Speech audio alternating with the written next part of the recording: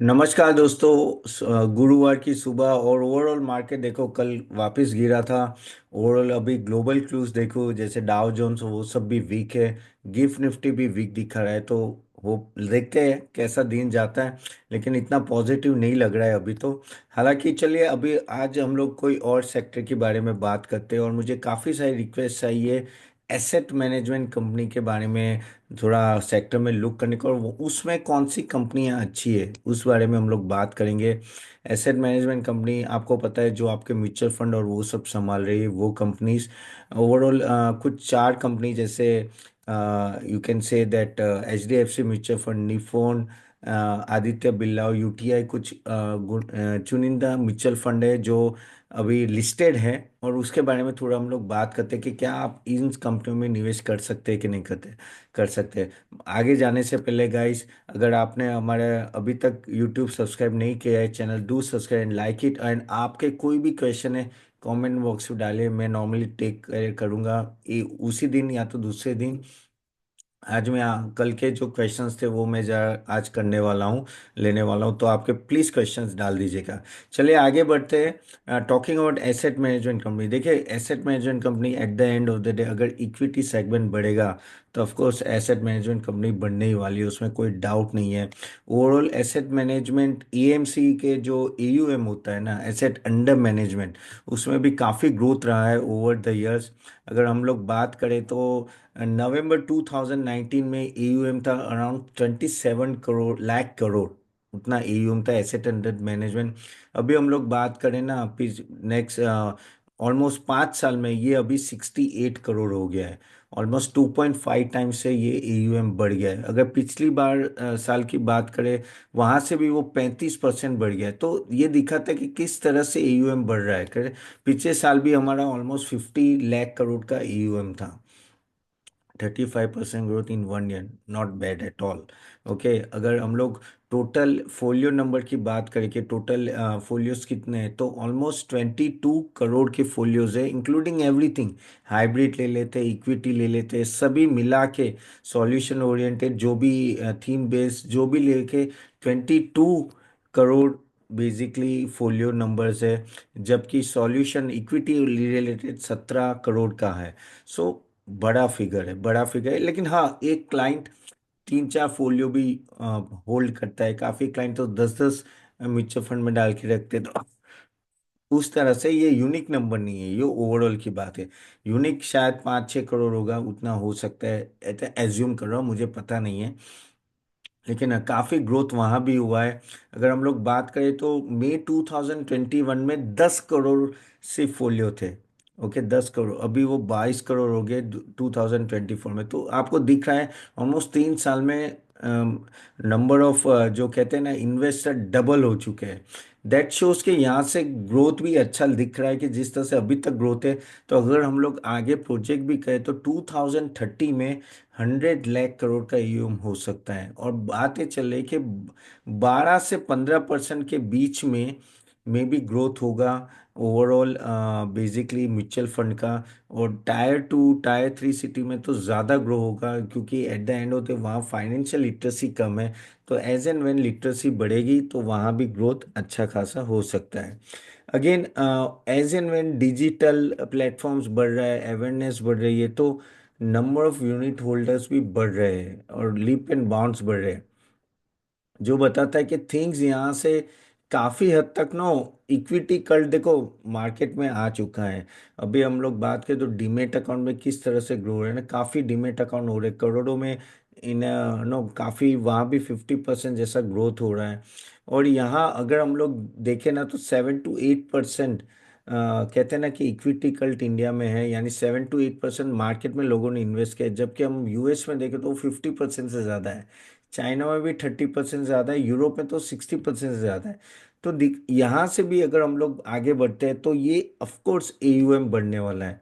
और इसमें AUM में सबसे बड़ा फोकस अगर आप देखो तो AUM बढ़ने का रीज़न है कि वो SIP होती है।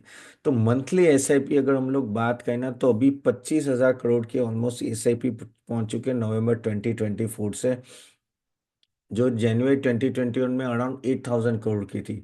तो आप देख रहे हो वहां से भी कितना 3 गुना ग्रोथ हो चुका है एसआईपी में। और ये अभी आपको मंथली ये दिख रहा है, एक दिन ऐसा भी आएगा, कि एक दिन का 25,000 करोड़ की एसआईपी होगी, जिस तरह से आगे जाके ग्रोथ होगा। और ये एक मेजर ग्रोथ ड्राइवर होगा ईयूएम बनने में। ओके। और यहाँ आगे जाके भी क्या होता है कि जैसे जैसे ये डायरेक्ट म्यूचुअल फंड है, या जैसे जैसे टेक्नोलॉजी बढ़ रही है ना, हर एक ब्रोकर अपने एंड से दे रहा है, तो इजी, बहुत इजी हो गया है एसआईपी चालू करने का। और ये सब, तो इन सब से फायदा यही है कि आगे जाके क्या होगा कि ये कल्ट, इक्विटी कल्ट बढ़ेगा तो ये म्यूचुअल फंड में ईयूएम बढ़ेगा। तो अगर ईयूएम बढ़ता है तो at the end of the day AUM क्या है, एसेट अंडर मैनेजमेंट। और ये सब म्यूचुअल फंड कंपनीज के अंडर, ये सभी म्यूचुअल फंड कंपनीज लिस्टेड नहीं है, लेकिन जितने भी लिस्टेड है काफी अच्छा कर रहे बिजनेस, एंड डिसेंट रिटर्न दे रहे हैं। अगर हम लोग एचडीएफसी म्यूचुअल फंड की बात करें, निप्पॉन की या Aditya Birla unit, decent return दिया है, ऐसा कोई एक्स्ट्रा ऑर्डिनरी रिटर्न नहीं दिया है, लेकिन एक कहते हैं ना डिसेंट कंपाउंडर कह सकते हैं। अगर मैं H D F C AMC की भी बात करूँ ना, तो पिछले 3 साल से 19% का सीएजीआर रिटर्न दिया है। अगर मैं बात करूँ निप्पॉन का 26%, उसने कुछ ज़्यादा दिया है। आदित्य बिरला ने 14% का, और यूटीआई ने तो अभी थोड़ा रिटर्न देना चालू किया है, वो है ऑलमोस्ट एक साल में 41, लेकिन 3 साल का तो सिर्फ 5% का रिटर्न है। तो ऐसा कुछ बड़ा रिटर्न नहीं है। और रीज़न क्यों नहीं है, आप बोलोगे कि भाई इतना एयूएम बढ़ रहा है तो रिटर्न क्यों इतना नहीं आ रहा है, जस्ट अ मिनट। तो रीजन ये है कि पहले काफी सारे पहले ना म्यूचुअल फंड को काफी सारा, वो कहते हैं ना कि फायदे रहते थे, कि उनके इंटरमीडिएटरीज काफी थे, जिनमें कह सकते हैं ना कि वो कमीशन बेस्ड है। जैसे मैं भी खुद म्यूचुअल फंड एजेंट रहा हूँ, जब मैं पढ़ाई कर रहा था, मैं 20 साल पहले की बात कर रहा हूँ, तभी भी जब सीए की पढ़ाई कर रहा था मैं म्यूचुअल फंड एजेंट था काफ़ी मेरे। तो वहाँ मुझे याद है कि मुझे 1.5% इवन एनएफओ में 2-2% के कमीशन मिलते थे। अभी वो सब चला गया है। ओके। और अभी तो क्या है, कमीशंस बहुत ही कम हो चुके हैं। रीज़न है क्योंकि ये लोग ने, सेबी ने रूल बनाया कि ये जो एक्सपेंस रेशियो जो होता है ना, 1.5 से 2% का होता है इनडायरेक्ट म्यूचुअल फंड का, वो ये कम करना चाहते हैं तो इन्वेस्टर को बेनिफिट मिले। ओके। और अभी तो इनिशियली अपफ्रंट कमीशन पहले तो मिलता था, अभी वो ऑलमोस्ट अभी इतना नहीं है। एग्जिट लोड भी है, लेकिन एग्जिट लोड में भी वो लोग कुछ ही चार्ज कर सकते हैं। तो बहुत सारे चेंजेस आ चुके हैं, खास करके कमीशंस काफ़ी नीचे आ चुके हैं। उसके वजह से क्या हुआ है कि एएमसी को पहले क्या होता था कि कमीशन इतने बड़े थे ना कि ऑटोमेटिकली आपके जो डिस्ट्रीब्यूटर थे वही जबरदस्त सेल करने लगते, अभी वो सब कम हो गया है। अभी अगर मैं देखूँ तो टीयर 2 सिटी और टीयर 1 सिटी में भी फ़र्क है ऑफ कोर्स, लेकिन कमीशन में भी बहुत फ़र्क पड़ गया। और दूसरा क्या हो गया, अभी डायरेक्ट म्यूचुअल फंड लोग डायरेक्टली करने लगे ना, उसके वजह से भी क्या हुआ है कि काफ़ी लोग डायरेक्ट लेते हैं, तो वहाँ एक्सपेंस रेशियो कम होता है। तो एएमसी को भी उनकी इनकम में भी फर्क पड़ा है, लेकिन एएमसी की जो इनकम में फर्क पड़ा है उसके सामने वॉल्यूम भी बढ़ा है, तो दोनों तरफ है। तो वॉल्यूम बढ़ा है, उसके वजह से उनको वॉल्यूम बेस्ड फी भी ज़्यादा मिल जाती है। लेकिन हाँ, अगर आप देखो तो जिस तरह से ब्रोकरेज इनकम जिस तरह से बढ़ती है, वैसे एएमसी की इनकम इतनी नहीं बढ़ रही है। लेकिन ये एएमसी बिजनेस ऐसा है ना कि ये चलेगा, ये रहेगा, क्योंकि eight the end of the day जिस तरह से एसआईपी फ्लो आ रही है तो इनको एयूएम मिलने वाला है। हाँ, लेकिन अभी इनमें ये भी देखना पड़ेगा कि भाई कहाँ मिल रहा है। इक्विटी स्कीम में ये लोग ज़्यादा चार्ज करते हैं, एएमसी ज़्यादा एक्सपेंस चार्ज करते हैं। और जैसे अगर आप वो निफ्टी वाले कोई है या वो सब है, तो वहाँ उनका एक्सपेंसेस कम रहते हैं। तो जितने लोग डेट स्कीम में कम जाएंगे, डेट स्कीम में उतना चार्ज नहीं कर सकते। तो अगर इक्विटी स्कीम में अगर इन्वेस्टर ज़्यादा इन्वेस्ट करे तो वहाँ एक्सपेंस रेशियो ज़्यादा होता है। तो वहाँ बेसिकली म्यूचुअल फंड एजेंसीज को या म्यूचुअल फंड टीम कहते हैं ना एएमसी को ज़्यादा फायदा होता है। तो ये चीज़ हमें देखनी पड़ती है कि कहाँ है। लेकिन हाँ, as and when the country is growing no, ज़्यादा इक्विटी साइड जा रहा है, डेट में कम जा रहा है, क्योंकि डेट के भी इंटरेस्ट रेट कम हो रहा है, तो धीरे धीरे वहाँ भी बढ़ावा हो रहा है। लेकिन म्यूचुअल फंड को और एक बड़ी कंपटीशन आ रही है, वो है ईटीएफ से। ईटीएफ जो एक्सचेंज ट्रेडेड फंड होते हैं, जो डायरेक्टली कहते हैं ना कि आप अपने डीमेट अकाउंट से बाई कर सकते हो, वहां से बहुत बड़ी फाइट आ रही है। क्योंकि अगर आप बोलोगे तो कि अगर आपको निफ्टी म्यूचुअल फंड में डालना है तो उससे ज़्यादा आप बेटर ईटीएफ में डालो, क्योंकि वहाँ ब्रोकरेज भी मिनिस्क्यूल होती है, कभी भी बेचना है बेच सकते हो। वहाँ म्यूचुअल फंड में आप डालोगे तो वो वापस वहाँ जाके आपको अप्लाई करना पड़ेगा, और पैसे आने में भी टाइम लगेगा। यहाँ ब्रोकिंग में आपको फटाफट हो जाता है। तो ईटीएफ से बहुत बड़ी कंपटीशन आ रही है, तो म्यूचुअल फंड को वहाँ भी फेस करना पड़ता है। और म्यूचुअल फंड के भी टारगेट्स काफ़ी होते हैं, नो डाउट। उनके भी ऑफ कोर्स एएमसी है, तो बिजनेस तो करना पड़ेगा, नो डाउट अबाउट इट। लेकिन ओवरऑल अगर मैं प्रॉफिटेबिलिटी भी देखूँ ना, तो डिसेंट टाइप की प्रॉफिटेबिलिटी इन सब की है। लेकिन इसमें निपुण ने बेहतर परफॉर्म किया है ओवरऑल। अगर 3 साल का या 4 साल का, तो 18% का ग्रोथ है। एचडीएफसी का भी 14% का प्रॉफिट ग्रोथ है। ठीक है, सेल्स भी डिसेंट इनफ है। इवन अगर हम लोग, मैं आदित्य बिरला भी देखूँ तो 14% का 3 साल का प्रॉफिट ग्रोथ है। तो इन सब में देखा, आप देख रहे हो ना, एक एक पैटर्न सा है एएमसी बिजनेस। एएमसी बिजनेस कब अच्छा है, आपके लिए कैसे अच्छा हो सकता है? तो वो ये हो सकता है कि अगर आपको कोई डिसेंट रिटर्न चाहिए यहाँ से, तो उस तरह से आप कह सकते हो कि 15 या 20% के बीच में ना वो एक तरह से आपको एक अच्छा रिटर्न दे सकते हैं ओवर द इयर्स। तो उस तरह से मुझे ये ठीक ठाक लगा। अदरवाइज मोट अच्छा है, यानी कहते हैं ना मोट, यानी कंपनीज का मोट यानी वही होता है कि इनकी स्ट्रेंथ अच्छी है, तो उसमें कोई प्रॉब्लम नहीं है। ओके। बस एक ही प्रॉब्लम जो इन लोगों के खटक सकती है वो है रेगुलेटरी प्रॉब्लम्स, के भाई सेबी ने कोई वापस नया सर्कुलर ला दिया जहां बोलेंगे कि भाई अब आप ये नहीं चार्ज कर सकते, आप या तो आप अपना एक्सपेंस रेशियो कम करो, आप वैसा वो करो। तो इन सब चीज़ों में अगर होगा तो हाँ, इनकी इनकम डायरेक्टली इम्पेक्ट है। तो देखो, ये तो सेबी के मूड पे है कि भाई उनको क्या करना है। अब सेबी तो हमेशा रिटेल इन्वेस्टर को देखेंगी, तो उस रिटेल इन्वेस्टर को देखने में हो सकता है कि इनकी इनकम में भी इम्पेक्ट आए। तो वो एक बड़ा रेगुलेटरी रिस्क हमेशा एएमसी बिजनेस पे रहेगा। ओके। और म्यूचुअल फंड मैनेजर्स ये वो जाते हैं कुछ कुछ दूसरे, अगर आपको रिस्क फैक्टर बोलूँ तो काफ़ी काफ़ी फ्रंट रनिंग चलती है। जैसे आपने बीच में एक्सिस म्यूचुअल फंड का सुना था कि एक्सिस म्यूचुअल फंड के मैनेजर्स ने ना फ्रंट रनिंग की थी। काफ़ी सारे म्यूचुअल फंड तो क्या हुआ है कि वो अपने बैंक्स के साथ ही अभी मैप है, वो अलग लिस्ट नहीं हुए। जैसे कोटक म्यूचुअल फंड अभी भी कोटक बैंक के साथ है, एक्सिस म्यूचुअल फंड भी एक्सिस के है, एसबीआई भी सेम है। तो वो आगे जाके कब डिलिस्ट होंगे वो तो हमें पता नहीं है कि अलग से म्यूचुअल फंड रखेंगे बाहर। लेकिन हाँ, अभी उनके साथ है। लेकिन हाँ, इस तरह से जो फ्रंट रनिंग जो चलती है, वो भी एक तरह से ना इमेज एक्चुअली डैमेज करती है म्यूचुअल फंड की। और ना वहाँ से भी थोड़ा डैमेज हो जाता है। जैसे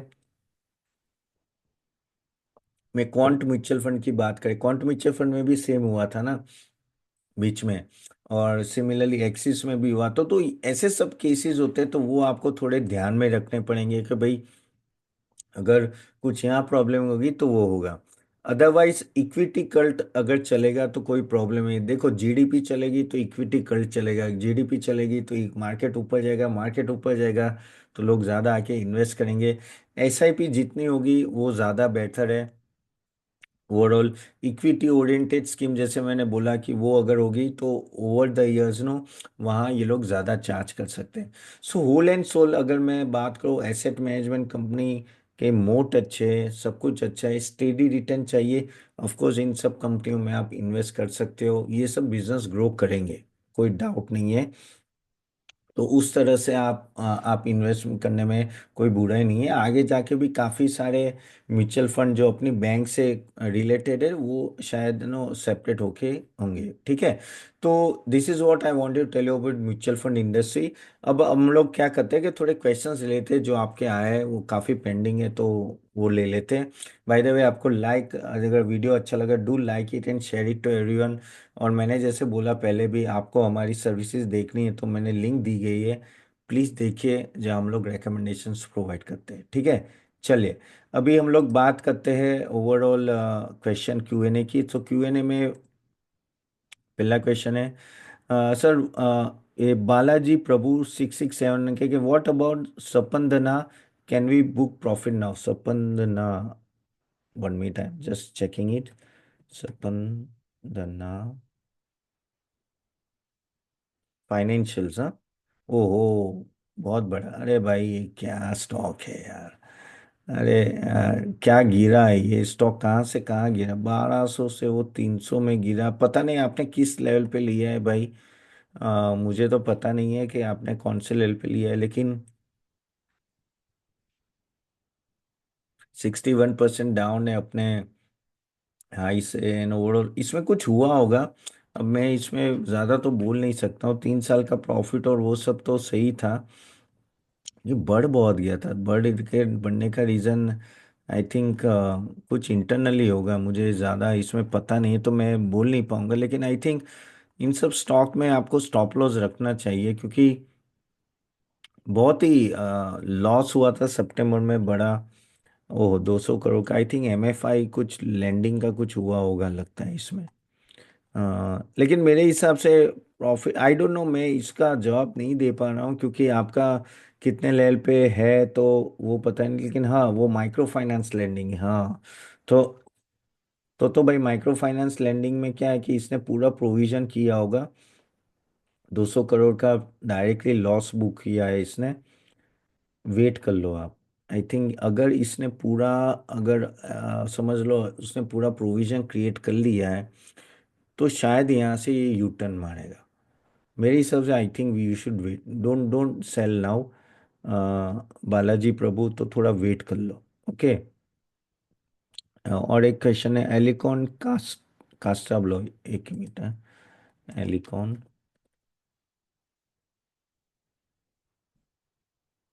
वन मिनट, मुझे स्पेलिंग देखना पड़ेगा। ALLICON, ALLICON, Elecon. नहीं, अभी मिल नहीं रहा है, चलो ये बाद में ले लेंगे, आई थिंक स्पेलिंग मिस्टेक है। फिर दूसरा क्वेश्चन है सर, वेब सोलर होल्ड करना चाहिए, वेब सोलर? ओके। वेल, इसके लिए तो मैं एक ही चीज़ बोलूँगा कि रिन्यूएबल सेक्टर का अभी जो प्रॉब्लम चल रहा है, तो मैं आई थिंक वेब सोलर, वेबल सोलर, तो वेब सोल एनर्जी की आई थिंक आप लोग बात कर रहे होंगे। आरिफ अली 86। तो वेब सोलर आई थिंक आप वेब सोल एनर्जी की बात कर रहे हो ना, if I am not wrong, और वेब सोलर। ओके। पता नहीं, वेब सोलर, वन मिनट, हाँ। नहीं, ऐसा तो कोई है नहीं, तो मैं एज्यूम कर रहा हूँ कि आप वेबसोल एनर्जी की बात करो। Websol energy I think you should wait. मैं एज्यूम कर रहा हूँ कि आप वही स्टॉक की बात करो, तो I think you should wait Arif. Websol energy का कोई यूएसए में कोई ऐसा एक्सपोर्ट नहीं है, तो इतना टेंशन लेने की ज़रूरत नहीं है। ओवरऑल इसका प्रॉफिट भी अच्छा रहा है, तो I think you should wait for that. Shadow underscore DIV, sir can I buy Dixon and 361 now it's a best time? Dixon of course अच्छा स्टॉक है, कोई डाउट नहीं है। एट इसका बहुत महंगा है, 100%, 8% गिर गया आज जबरदस्त गिरा है। ध्यान से रहो। अभी 11% डाउन है, थोड़ा और नीचे आने दो। मेरे हिसाब से तो महंगा बहुत है यार, लेकिन परफॉर्म भी अच्छा कर रहा है। लेकिन क्यों चेस करना है? अब ये स्टॉक थोड़ा थोड़ा नीचे आने दो, फिर you can think about it. Stock तो अच्छा, अगर आप होल्ड करते तो मैं बोलता था कि होल्ड करो, लेकिन नया बाइंग इस लेवल पे मुझे थोड़ा प्रॉब्लम लग रहा है। टॉकिंग अबाउट 361, अगर मैं 361 की बात करूँ, इस ये भी आज तो काफ़ी गिरा है, लेकिन ये स्टॉक ओवरऑल नो काफ़ी अच्छा परफॉर्म किया है। मेरे हिसाब से ये स्टॉक अच्छा है। ओके। अपने ओवरऑल से 10% डाउन है, लेकिन profitability growth and all that it's very good. And क्या है कि ये जो बिजनेस है ILFL का, wealth management, I think one of उनका बहुत ही अच्छा चल रहा है ये। एंड बहुत ही अच्छा बिजनेस है ये, बहुत ही अच्छा बिजनेस है। At a deep level you can buy. थोड़ा और अभी वीकनेस लग रही है, रुक जाओ अभी, अभी जो मार्केट थोड़ा शेकी है, थोड़ा और नीचे मिलता है तो लिए। But I think 361, I am bullish on that stock. No, again खुद का रिसर्च करके इन्वेस्ट करना, लेकिन मुझे ठीक ठाक लग रहा है। You can think about it, okay, at a lower level. फिर रीता पोदार 6 का question, can you please let me know about Morepen laboratory share? Okay, Morepen laboratory 1 minute. Morepen laboratories overall अगर मैं देखूँ 2 मिनट एनालिसिस का, तो ठीक ठाक है प्रॉफिटेबिलिटी ग्रोथ इसकी। नहीं, प्रॉफिटेबिलिटी 3 साल की तो कुछ नहीं है। इस साल में कुछ अच्छा खासा ग्रोथ दिख रहा है मुझे। स्टॉक प्राइस इस साल बहुत बढ़ गया है ओवरऑल। तो इसने ऑलरेडी इस साल में काफ़ी एक्चुअली भाग चुका है ऑलरेडी स्टॉक ओवरऑल। यानी इतना भी 26% डाउन है अपने उससे। लेकिन अगर मैं देखूँ तो ठीक है यार, उतना कुछ खास नहीं है। प्रॉफिटेबिलिटी ग्रोथ तो एक्चुअली माइनस है, तो मेरे हिसाब से ये at this level I still I think you should wait for some time. बाद में you can think about of buying this. Wait for some time. Okay, और दूसरा स्टॉक है Piramal pharma. Piramal pharma overall इसने अच्छा रिटर्न दिया है इस साल। ओके, एंड स्टॉक तो ओवरऑल अगर मैं देखूँ तो नो, इसका भी प्रॉब्लम यही है कि प्रॉफिटेबिलिटी इतनी बढ़ नहीं रही है। I am not too much positive on this stock. ये भाग भी बहुत गया है। और नहीं है, I am not getting a good vibes about this stock overall. No, Piramal pharma P तो देखो इसका यार, क्या है। नहीं नहीं नहीं, एवॉइड एवॉइड। पिरामल फार्मा भी अवॉइड कीजिए। किस क्या नाम है, Rita Podar. There are many other stocks available, okay. Then shadow 22003 sir, KPIT take के बारे में बताओ। KPIT, 1 minute. केपीआईटी अगर मैं कंपेयर करूँ टाटा टेक्नोलॉजी, टाटा एलेक्सी, उसके सामने ये ठीक ठाक है स्टॉक। ये गिर भी काफ़ी गया है। और ऑफ कोर्स थोड़ा अगर आप देखो तो महंगा तो है, लेकिन मेरे हिसाब से ना you should wait for this stock.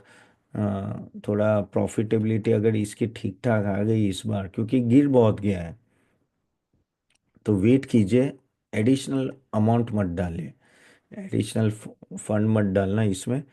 Profit growth consistent है, और ये जो पहले जो वैल्यूएशन ये डिराइव कर रहा था उसके सामने तो भी काफ़ी नीचे आ गए। तो in a way I think you should hold this stock. Just look at for this quarter and then you can take a decision, ठीक है।